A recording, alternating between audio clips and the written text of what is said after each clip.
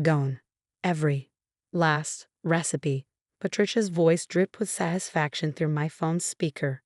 The website, the photos, those ridiculous video tutorials, all of it. Maybe now you'll remember what's really important in life. My hands were shaking, but I kept my voice steady. And what would that be, Patricia? Family, of course. My son needs a proper wife, not some wannabe internet chef. Honestly, Sarah, 5 years of marriage and not even trying for children, it's shameful. My name is Sarah Chen Roberts, and I had spent the last 5 years building the Fusion Kitchen into one of the most successful Asian American food blogs in the country. What had started as a way to preserve my grandmother's recipes had grown into a thriving business with over 2 million monthly readers. And my mother-in-law had just broken into my home office to delete it all. Or so she thought. Well, I said calmly, watching the security camera footage on my laptop, I appreciate you letting me know. That's it. Patricia sounded disappointed. No crying? No begging? I expected more drama from you, Sarah. Sorry to disappoint. I need to go now, client meeting. I ended the call and took a deep breath, reminding myself that everything important was safely backed up in multiple locations. But that wasn't what made me smile. It was the crystal clear video playing on my screen. Patricia, using a key she wasn't supposed to have, sneaking into my office at 2:47 p.m. Patricia, methodically deleting files from my computer for over an hour. Patricia, making a phone call, which my system had also recorded, to someone named Marcus about taking care of the cloud problem. James, my husband, was away at a medical conference, which was probably why she'd chosen today to strike. He'd always tried to play peacekeeper between us, making excuses for his mother's behavior. She's just old-fashioned, he'd say. She doesn't understand modern marriages. But this was different. This was my career, my passion, my livelihood. I picked up my phone again and called my best friend, May. You're not going to believe what your favorite mother-in-law just did, I said when she answered. Oh God, what now? Did she reorganize your kitchen again? Replace all your spices with proper American ones? She broke into my office and deleted my entire blog. There was a moment of silence then. She did Waijiki. I explained everything. The break-in, the deletion, the smug phone call. But here's the thing, I added. I've got it all on video. And that call she made, it wasn't just about deleting my work. She's planning something bigger. Please tell me you're going to destroy her, May said, and I could hear the grin in her voice. Not yet. First, I need to figure out what she's really up to. The blog deletion seems like just the beginning. After hanging up with May, I started digging deeper into the security footage. Patricia had spent a suspicious amount of time going through my filing cabinet, photographing documents with her phone. She also plugged something into my computer, a USB drive that she carefully removed and pocketed before leaving. I pulled up the backup log on my encrypted cloud storage. Everything was there. Recipes, photos, videos, user comments, everything she thought she'd destroyed. But there was something else. An unauthorized access attempt from an IP address I didn't recognize, timestamped just minutes after Patricia left my office. Someone had tried to hack my cloud storage. Someone with professional skills. My phone buzzed with a text from Patricia. Dinner on Sunday. No excuses this time. We need to discuss your priorities. I thought about declining, but curiosity won out. What was she planning? And who was this Marcus person she called? Looking forward to it, I texted back. The next morning, I met with Nina, my web security consultant, in a quiet coffee shop downtown. Someone tried to brute force your accounts, she confirmed, examining the logs on her laptop. Pretty sophisticated attempt too, not your average hacker. Can you trace it? Nina nodded, typing rapidly. The attack came from a company called Cyber Shield Solutions. They're a legitimate security firm, but they've been known to take less legitimate side jobs. Any way to find out who hired them? Give me a few days. But Sarah, she looked up from her screen, be careful. This feels bigger than just deleting a food blog. She was right. Patricia had always disapproved of my career, but this level of aggression was new. Breaking and entering, hiring hackers, what was driving her? I spent the next few days pretending everything was normal. I answered client emails, worked on new recipes, and acted like my entire website hadn't just been attacked. The backed-up version was running smoothly on a new server. But I kept that quiet. Let Patricia think she'd won. On Sunday evening, I pulled up to her sprawling suburban home, noting the unfamiliar black SUV in the driveway. James had texted to say his conference was running long. He wouldn't be back until tomorrow. Convenient. Patricia opened the door wearing her usual forced smile. "Sarah, darling, come in. We have a guest I'd like you to meet." The man sitting in her living room stood as I entered. Tall, expensive suit, the kind of smooth confidence that set off immediate alarm bells. "Marcus Thompson," he said, extending his hand. "I'm a family lawyer. Patricia's been telling me about your situation." I kept my face neutral as I shook his hand. So this was Marcus, the man from the phone call. What situation would that be? I asked, taking a seat. Patricia bustled in with a tea tray, her voice syrupy sweet. "We're worried about you, dear. All this time spent on that silly website, neglecting your real responsibilities. Marcus here specializes in marriage counseling and family planning." "How thoughtful," I said, accepting a cup of tea. "And what exactly does that mean?" Marcus leaned forward, all business. "Mrs. Chen Roberts, your mother-in-law has expressed concerns about the direction of your marriage. She believes your online activities have become an obstacle to starting a family. We'd like to discuss options for refocusing your priorities." I took a sip of tea, studying them both. Patricia looked triumphant, Marcus professional, but with an undercurrent of something else. "Threat? Warning? Options?" I prompted. "Yes," Marcus continued. "We've prepared some documents, a new prenuptial agreement, actually, one that would ensure your full commitment to family life." Patricia practically glowed. "It's for the best, dear. James agrees. He's already reviewed the papers." That was a lie. I knew my husband well enough to know he'd never agree to something like this without talking to me first. But I kept my expression curious, interested. "May I see these documents?" Marcus produced a thick folder from his briefcase. As I flipped through the pages, my suspicions were confirmed. This wasn't just about my blog or having children. This was a complete takeover of my life. The new agreement would require me to shut down my business entirely. Any income I earned would go into a trust controlled by Patricia. I would need her approval for any major decisions, from where we lived to how we spent our money. "This is quite thorough," I said mildly.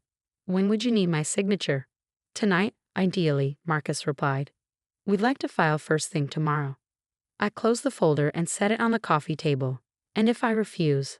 Patricia's smile turned cold. "Then we'd have to explore other options. James's position at the hospital is quite dependent on his mother's influence on the board. And of course, there's the matter of your permanent resident status." Ah, there it was. The real threat. Patricia had always held my immigrant status over my head. Even though I became a citizen years ago, she'd never bothered to learn the difference. "I see," I said, standing up. "Well, this has been enlightening. I'll need time to review everything with my home lawyer." "That won't be necessary," Marcus started, but I was already heading for the door. "I'll be in touch," I called over my shoulder. "Thank you for the tea." Back in my car, I pulled out my phone and started recording. Note to self. Sunday, October 15th, 7:45 p.m. Patricia Roberts and Marcus Thompson attempted to coerce me into signing a new prenuptial agreement under threat of interfering with my husband's career and my immigration status. Full security footage of break-in and website deletion attempt available. Sending copies to secure storage now. I had a feeling I was going to need all the evidence I could get. The next morning, I walked into the offices of Wong and Associates, a law firm specializing in both business and family law. Grace Wong, my friend since college, had dropped everything to meet with me when I called last night. "Let me get this straight," she said, reviewing the security footage on her laptop. "Your mother-in-law broke into your house, tried to destroy your business, hired hackers to attack your backup servers, and then attempted to blackmail you into signing away your rights. Don't forget threatening my husband's career and making vague implications about my immigration status." I added, pulling out the documents from last night. "Here's what they wanted me to sign." Grace read through the papers, her expression darkening with each page. Sarah, this is insane. These terms aren't just restrictive. They're practically indentured servitude, and completely unenforceable, by the way." I figured. But what I don't understand is why now. Patricia's always been controlling, but this level of aggression seems extreme. Grace typed something into her computer. Let me look into something. That lawyer, Marcus Thompson. His name sounds familiar. While she searched, I checked my phone. Still no response from James to my messages about coming home early. But there was an email from Nina, my security consultant. Found the money trail. CyberShield Solutions was paid through a shell company owned by Roberts Family Holdings. But here's where it gets interesting. They weren't just hired to attack your blog. They've been monitoring all your communications for months. Call me ASAP. Sarah, Grace's voice pulled me back. You need to see this. She turned her monitor around. On the screen was a news article from 3 years ago. Local attorney disbarred for fraudulent estate planning scheme. The photos show a younger Marcus Thompson being led out of a courthouse in handcuffs. He lost his license for helping wealthy families hide assets from the government, Grace explained. Now he works as a consultant for people looking to circumvent the law. If he's involved. This is about more than just my blog or having babies, I finished. But what's the endgame? Grace pulled up another document. Your company's financials. The Fusion Kitchen is worth what now? Last valuation was around $3.5 million. The cookbook deal I signed last month should push it over $4 million by year's end. And your husband is the sole heir to the Roberts family fortune. I nodded. Patricia's late husband left everything in trust for James. She manages it until he turns 40 or has children of his own. Grace sat back, realization dawning. That's in 6 months, isn't it? When James turns 40. Suddenly, everything clicked into place. Patricia's escalating behavior, the urgent push for grandchildren, the attempt to seize control of my assets. She's trying to maintain control of the money, I said. If James has children, he gets the trust. But if they can force me out of the picture, he might marry someone more amenable to Patricia's influence, Grace finished. Someone who would let her keep controlling everything. I thought about all the suitable young women Patricia was always trying to introduce James to at church functions. The not-so-subtle hints about divorce rates in mixed marriages. She wants me gone before James's birthday, I said. That's why they're moving so fast. Grace was already pulling out legal forms. We need to move faster. First, we document everything. The break-in, the hacking attempt, last night's coercion attempt. Then we go after them for criminal charges. No, I said, an idea forming. Not yet. I have a better plan. Over the next week, I set my plan in motion. First, I had Nina install additional security measures and monitoring software. If Patricia tried to access anything of mine again, we'd know immediately. Then I started posting on my blog again, using the backup site Patricia didn't know about. But instead of my usual recipes, I began sharing stories. Stories about my grandmother's journey to America, about preserving cultural heritage through food, about building businesses and following dreams. The posts went viral. Your traffic has tripled, Nina reported during our daily check-in. And guess who's spending hours reading every post and comment? Patricia. Through multiple devices, she's practically stalking your site, probably trying to figure out how it's still running. Perfect. Meanwhile, Grace helped me prepare the legal groundwork. We documented everything but held off on filing anything. The timing had to be right. James finally came home from his conference, exhausted and distracted. He mentioned his mother had called him about concerns regarding our marriage. She thinks you're unhappy, he said cautiously over dinner. Something about your blog taking too much time. I reached across the table and took his hand. Honey, we need to talk about your mother. And about the trust. His face fell. She told you about that? Not exactly. But I know she's worried about losing control when you turn 40. That's what this is really about. Sarah, he hesitated. I know she can be difficult, but she's just looking out for me. For us. Is that why she broke into our house and tried to destroy my business? His head snapped up. What? I pulled out my laptop and showed him everything. The security footage, the hacking attempts, the illegal contract, all of it. With each revelation, his face grew darker. I had no idea, he whispered. The prenup she mentioned, she said it was your idea, to protect your business. She lied, James. She's been lying about a lot of things. He was quiet for a long moment. What do you want to do? I told him my plan. By the end, he was nodding slowly. Do it, he said. All of it. The next Sunday, we arrived at Patricia's house for the weekly family dinner. This time, I brought my laptop. Sarah, Patricia greeted me with her usual false warmth. I hope you've had time to think about our discussion. Oh, I have, I said brightly. In fact, I've been doing a lot of research about family, about legacy, about fraud. Her smile flickered. Marcus Thompson, sitting in his usual spot, shifted uncomfortably. I don't know what you mean, Patricia said. I opened my laptop and connected it to her large TV screen. Let me show you. For the next 20 minutes, I played everything. The security footage of her break-in, audio of her call with Marcus, documentation of the hacking attempts, financial records showing her mismanagement of the family trust. That's enough. Marcus started to stand, but James cut him off. No, it's not, he said quietly. Keep going, Sarah. I pulled up the final document, a formal audit of the Roberts Family Trust, showing years of unauthorized withdrawals and questionable investments. You've been embezzling from your own son, I said to Patricia, using his inheritance to fund your lifestyle while trying to prevent him from taking control. That's why you're so desperate to get rid of me. A new wife might let you keep stealing, but you know I won't. Patricia's face had gone chalk white. James, she pleaded, you can't believe these lies. I'm your mother. A mother who tried to destroy my wife's career, James replied. Who hired a disbarred lawyer to threaten her? Who's been stealing from me for years? Everything I did was for you. No, I cut in. Everything you did was for control. But that's over now. I pressed a button on my laptop, and emails started flying out, to the hospital board, to the family lawyers, to the SEC investigators who'd been waiting for evidence of Patricia's financial crimes. You can't do this, Marcus sputtered. You have no right. Actually, Grace said, walking in from the kitchen where she'd been waiting, she has every right. And as the trustees' counsel, I'm obligated to report financial malfeasance when I find it. Within hours, Patricia's carefully constructed world began to crumble.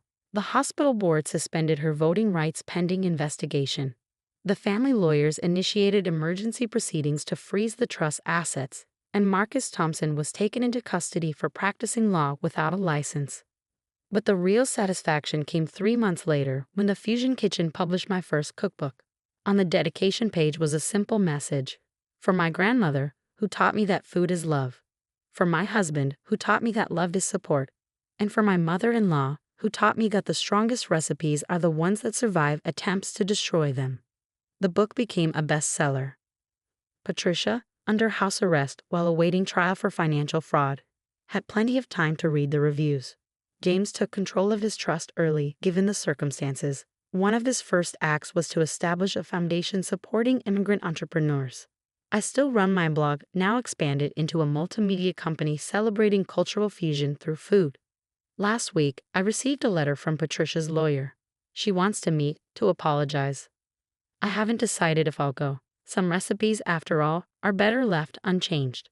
But I did send her a copy of my cookbook. After all, she'd always said family was the most important thing. And now, thanks to her, millions of readers know exactly how I feel about that. They say revenge is a dish best served cold. But in my experience, it's best served with a side of justice and a garnish of success. And I've always been good with recipes. The restaurant buzzed with romantic dinner conversation and clinking glasses, but Mark's attention remained fixed on his phone. I sat across from him, the carefully wrapped anniversary gift growing heavy in my lap. Mark? I tried again. Should we order? Oh yeah, whatever you want, Olivia, he mumbled, still typing. My name is Olivia Chen, and I was celebrating my 5th wedding anniversary alone, watching my husband text someone who clearly mattered more than this milestone moment. I set the gift, a vintage Rolex I'd spent months tracking down, on the table between us. I got you something special. He finally looked up, offering that distracted half-smile I'd grown too familiar with lately. Thanks, babe. Can we do gifts later? I've got a work situation I need to handle. Work. It was always work these days. Mark's investment firm had been incredibly busy for months now, requiring late nights, weekend calls, and endless texting. I'd been understanding, supportive even. That's what good wives did, right? The waiter approached with menus, but before he could speak, Mark's phone buzzed again. Sorry, I need to take this, he said, standing. Order something for me. I watched him hurry toward the exit, phone already at his ear. The waiter gave me a sympathetic look. Would you like to start with some wine? Make it a double. I sighed.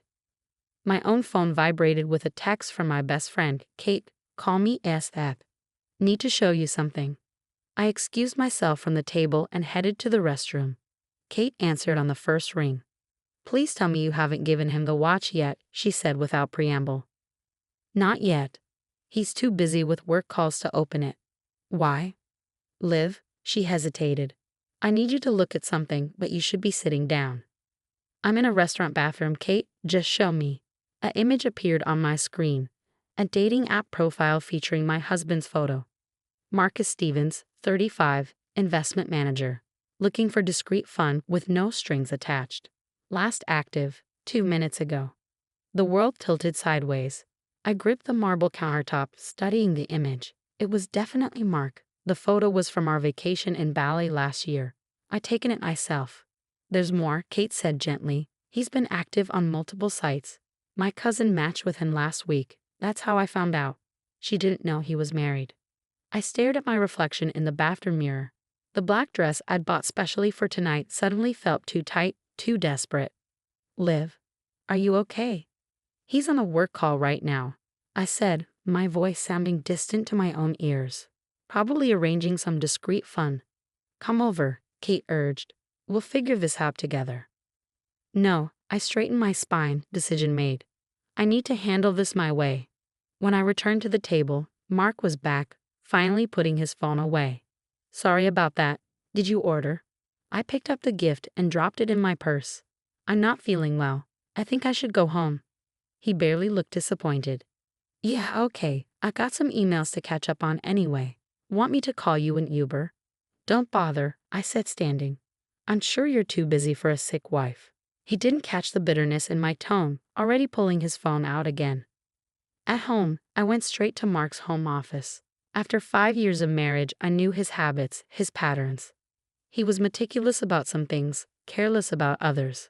Like using the same passwords for everything. Our anniversary date, which now felt like a cruel joke.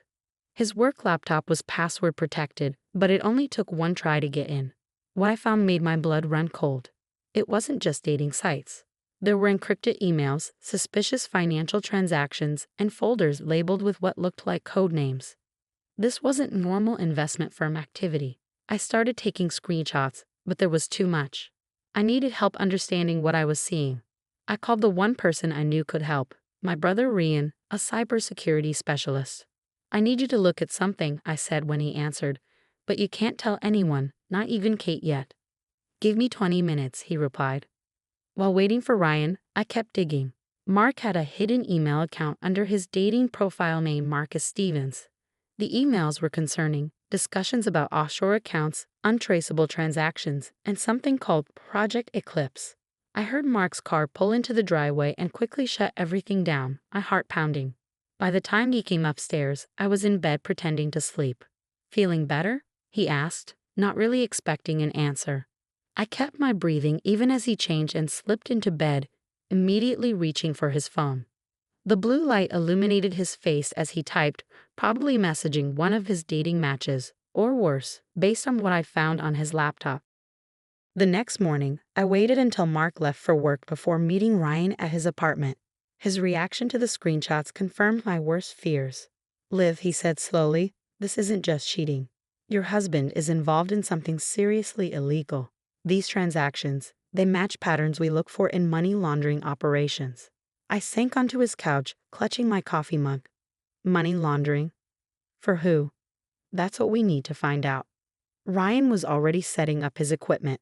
But first, we need to be careful. If he's involved in what I think he is, this could be dangerous. What do you recommend? We document everything quietly. I'll help you set up secure monitoring on his devices. But Liv, he caught my eye, you need to act normal. If he suspects you know anything, it could be bad.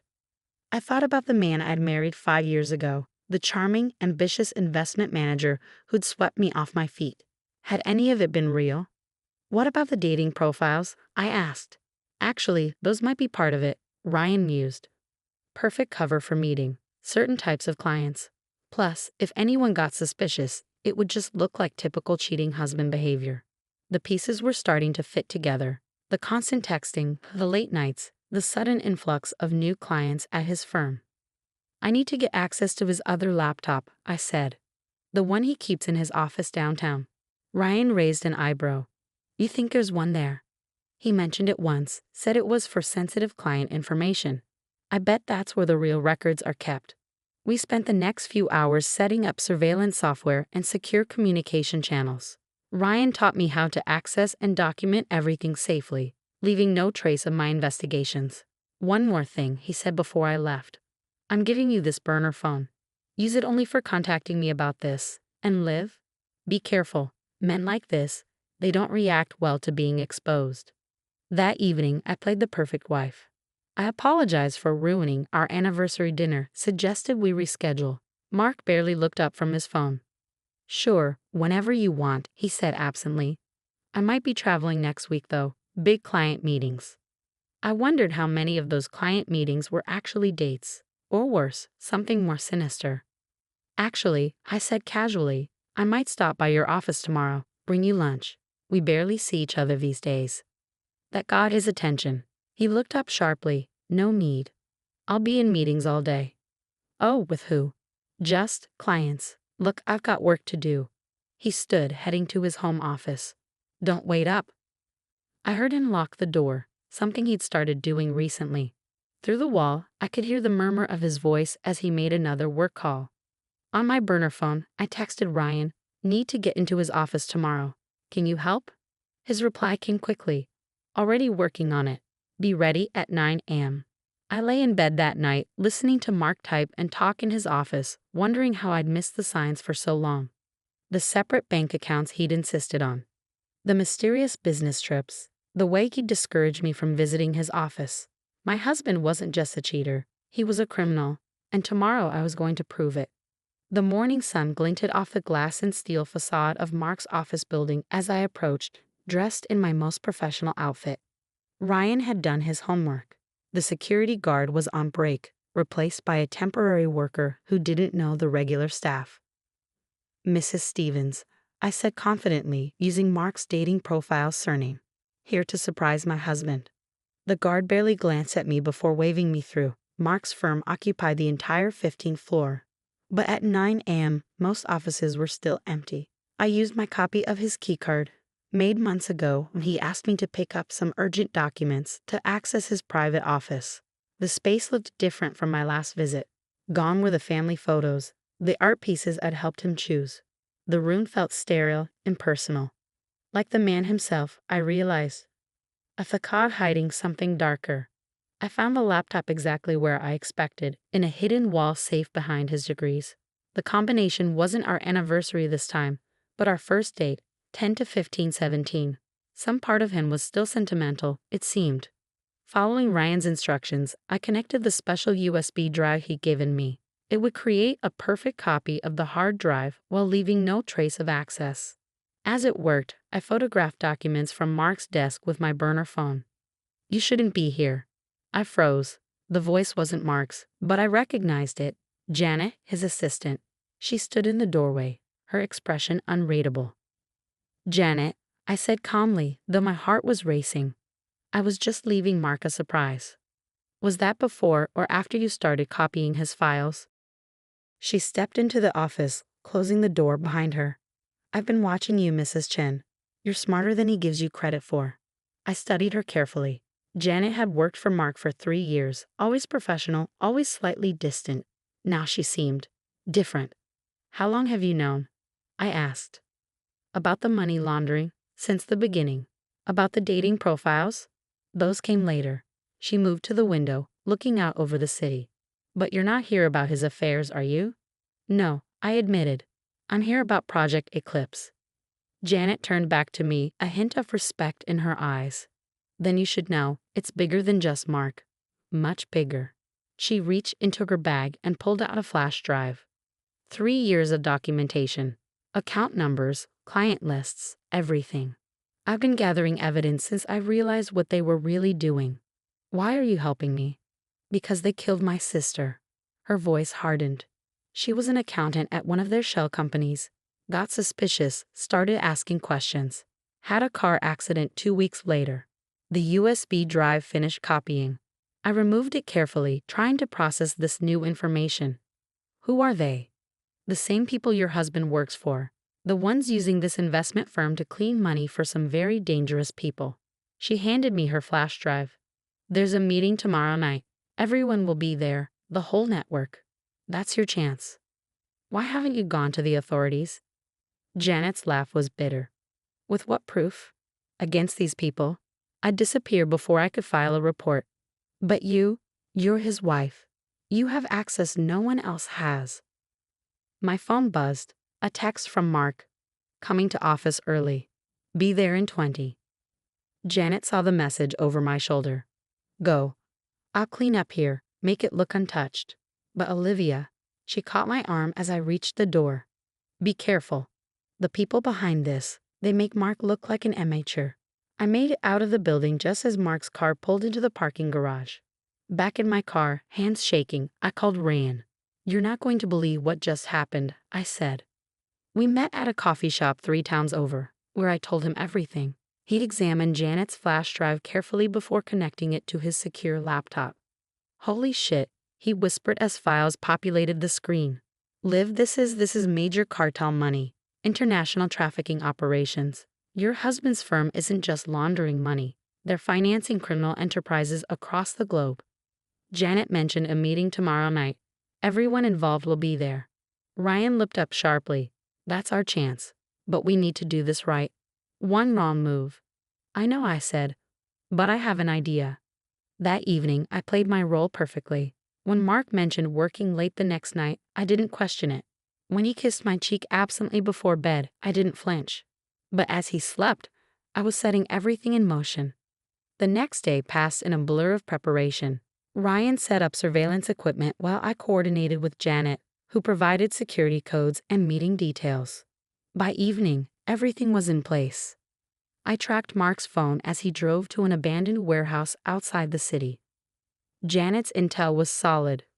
Cars were arriving from all directions, parking in the shadows. Through the hidden camera we'd placed earlier, I watched figures in expensive suits enter the building. Ready? Ryan asked from our surveillance position. I thought about the last 5 years, the lies, the betrayal, the casual cruelty of a man who'd use our marriage as cover for his crimes.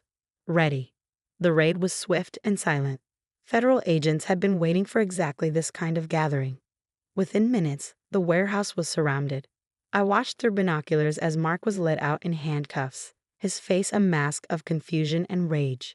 Then he saw me standing beside the lead agent as she read him his rights.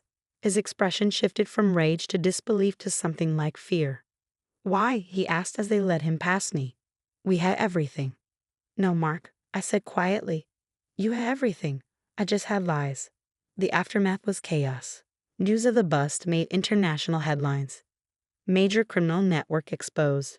Investment firm front for global crime syndicate. Mark and his associates faced decades in prison. The evidence Janet and I had gathered ensured there would be no deals, no escapes. I filed for divorce the next day. The Rolex, his anniversary gift, I donated to a charity supporting victims of trafficking. It seemed fitting somehow. Months later, I received a letter from Mark's lawyer. He wanted to meet, to explain himself. I sent back a single response, a screenshot of his dating profile, with 2 words added. No thanks. Janet stayed on at the firm, helping the new management rebuild its legitimate business. She started a foundation in her sister's name, supporting whistleblowers who expose financial crimes. As for me, I learned that sometimes the biggest betrayals lead to the most important discoveries, not just about others, but about ourselves. Mark had underestimated me, assumed I was too trusting, too naive to uncover his deception. Last week, I received a commendation from the FBI for my role in the investigation. The ceremony was private, my name kept out of public records for safety, but meaningful. Kate and Ryan were there, along with Janet. To taking down bad guys, Kate toasted afterward. To justice, Janet added. To truth, I said, thinking of that anniversary night that had started it all. Even when it hurts. The dating profiles that had first exposed Mark's deception were just the tip of the iceberg. But they led me to uncover something far more important than infidelity. They'd shown me my own strength, my capacity for justice, my unwillingness to look away from evil, even when it wore the face of someone I loved. Mark had taught me an invaluable lesson, though not the one he'd intended. He'd shown me that sometimes the greatest acts of love are not the rings we wear or the anniversaries we celebrate, but the moments when we stand up and say, enough. I still wear my wedding ring sometimes, not out of sentimentality, but as a reminder. A reminder that truth, no matter how painful, is always preferable to comfortable lies. A reminder that justice, though slow, is worth pursuing. A reminder that sometimes the happy ending isn't the one we planned, but the one we fight for. The warehouse where it all ended has been demolished now, replaced by a community center. I drive past it sometimes, remembering the night everything changed. The night I stopped being Mark's wife and became something more important, my own hero. They say every ending is just a new beginning. Mine started with a dating profile and ended with a federal investigation. Not the anniversary gift I expected, but exactly the one I needed. And somewhere in a federal prison, Mark is learning that his biggest mistake wasn't getting caught. It was underestimating the woman he married.